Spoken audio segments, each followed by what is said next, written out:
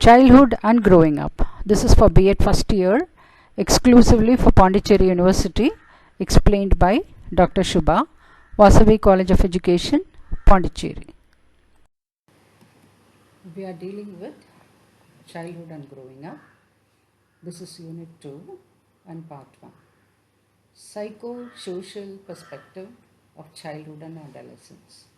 So under this heading, we talk about childhood in different stages. In the last unit itself, we have seen about this, multiple childhood. And mental health of childhood and adolescence, period of high protection and struggle of childhood and adolescence, social, cultural and economical background, and present scenario of childhood and adolescence in India. Metacognition. Adolescents can think about thinking itself. Cognition is in the brain, knowledge. Now metacognition, this involves monitoring one's own cognitive activity. What I am thinking, what I am up to, what is the future consequences of this action. Now what are the alternative method of doing this? Likewise, so thinking about thinking itself. So this is relevant in social cognition. And increased introspection and self-consciousness will be there. So adolescents are much better able to understand that people do not have complete control over their mental activity. Some things are beyond control also, so they will come to understand. Developing abstract thinking. Abstract thinking means only you can just imagine. Can imagine things not seen. You cannot see and you cannot experience also. So that is abstract. That's why people are telling maths is abstract. Like you say x plus y.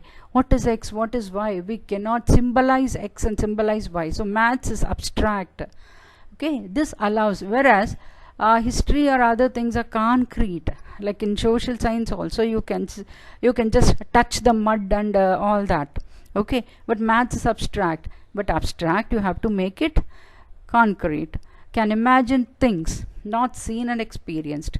This allows adolescents to have the capacity to love and think about spirituality and participate in more advanced mathematics, forming new ideas or questions. That is why even now you can see more adolescent children, they go and ask questions to like Isha Yogi and so many swamis, they go and question them, like why such things are happening, why this is happening. So somebody once asked Swami Vivekananda, what is do you have you experienced God and will you be able to show God to me?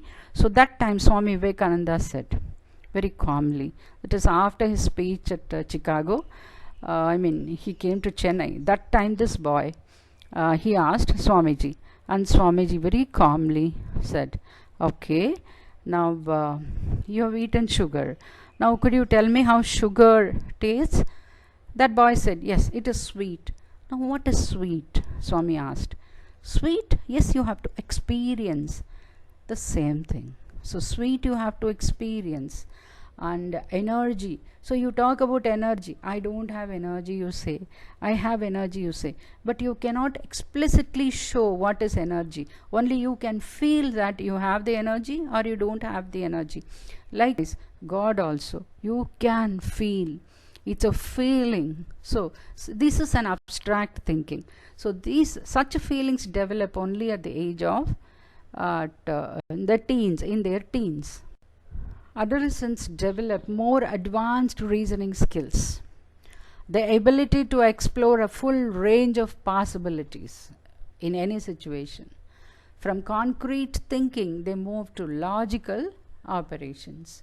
A child in late adolescence develops the following cognitive characteristics: complex thinking, and which focus on less self-centered concepts and personal decision making. Has increased thoughts about more global concepts, justice, history, politics, patriotism, and often develops idealistic views on specific topics and concerns. Debate and develop intolerance of opposing views. Okay, so That is why we have many fights in many of the colleges and many of the schools. So they debate and develop intolerance if there is an opposing view, even at home also. You usually experience, if at all you have a teenaged child, like I cannot even speak to him, whatever I say he gets angry. So this is very common. So they develop intolerance, means we have to say yes to them. We have to go in their own way and bring them to our whatever. Begins to focus thinking on making career decisions, begins to focus thinking on emerging role in adult society. That is, in the society I should be very good. Likewise, so adolescent children, they are in fact a very nice children. Like if you go in the bus and it is very crowded and some old lady is standing, they will say, "Amma, you come and sit." But once you become an adult, you don't even bother to look at that old lady because you yourself want to sit in the comfort zone. It's like that. Now, what are the problems at this adolescent stage? Depression and suicidal thoughts. Now, what is depression? It's a medical condition. So that can cause a wide variety of psychological and physical symptoms also. So a person is depressed means he may not want to go outside to be with the other children, to play. He wants to be aloof, sitting in his own room, in his own closet, in his own corner. It's like that. And physical symptoms also will be there, that he may not smile at you and he will be gloom, like that. So it is estimated that between 4 to 8% of adolescents are depressed. Extreme and enduring sadness are the best known symptom of depression. Enduring sadness, extreme sadness. So that is depression. So if any child at home, an adolescent child, if he is not talking to you in a very jovial manner, then you need to find out something is wrong with him. Something is bothering him in his mind. It's going in his mind. So we need to talk to him and find out. Now, causes of depression. A prior history of depression, a recent loss of a pet dog, loss of anybody, or loss of anything which he is very much attached to, or family problems, parents fighting, conflicts with parents, or he fighting with his parents, and the parents are always telling him do this, and he doesn't want to be commanded always, and watched always, spied over always. And difficulties with friends and peers, difficulties with school work, negative outlook or poor coping skills. See, the maths teacher is teaching, and he cannot cope up with that. And he feels, oh no, I cannot do this. So poor coping skills, chronic illness, if at all he is not feeling well, the physical illness also. And the school, they put a lot of pressure, and these days the pressure is really too much for them. Like the burden, they have to learn a lot. I don't know why they have to learn a lot. And and exams, they fear exams. Maths phobia they have. They don't want to write exam. And even if they write exam, they fear about their results. And before the results come, they are so depressed, and the suicidal thought comes to their mind. It's so sad. So adolescents who are depressed are at an increased risk of suffering the following problems. That is, difficulty with the schoolwork we saw, relationships with parents and peers, decreased interest in involvement in daily activities and responsibilities. They sleep a lot, they don't want to get dressed up. Usually an adolescent child want to dress up and to show off his best or her best. But if at all he is depressed, he or she doesn't want to dress up, and that will be there. Decreased interest and involvement. Health complaints, abdominal pain for girls, fatigue, headaches and all that. Engaging in high risk behaviors. So some children, they engage in high risk behaviors, like having sex also in the school, and forcing the girl children to have with them, smoking, abusing alcohol and other substances, ganja, cocaine, like that, violence against others, and suicide attempts. But one thing, this is a treatable condition. We can treat this. Only thing is, we have to observe them and find out the child is depressed. Once we found out, then it is a treatable condition.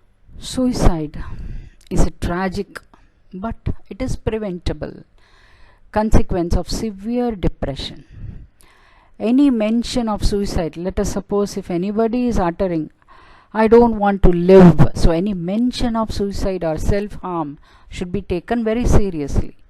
Teens who are seriously depressed, they often think, speak, or make attention-getting attempts at suicide. An alarming and increasing number of teenagers attempt and suicide. They succeed at suicide. So, suicidal thoughts or behaviors should always be taken very seriously. We cannot ignore them. But we have seen many number of cases in the USA that they attempt suicide because they are bored. They don't know what to do. So such things are also there. In depressed teens who also abuse alcohol or drugs, the risk of suicide is even greater because at that time they don't know what to do and they attempt suicide. Now these days there's one more thing, love failure. So that is also, you love somebody and this is not love, this is infatuation. So you get infatuated to the other sex, to the opposite sex. And if that person is not agreeing with you, then you want to either harm yourself or harm the counterpart. So such things also happen, like throwing acid and suiciding or killing. So these things are due to depression. Now the other family related issues that affect the development of adolescents are increasing loneliness. Suppose we have only one child in a family. Father is at work, mother is also at work. Now these days they work at home also. They have their laptop and computer and they're sitting in the computer. So they don't pay attention.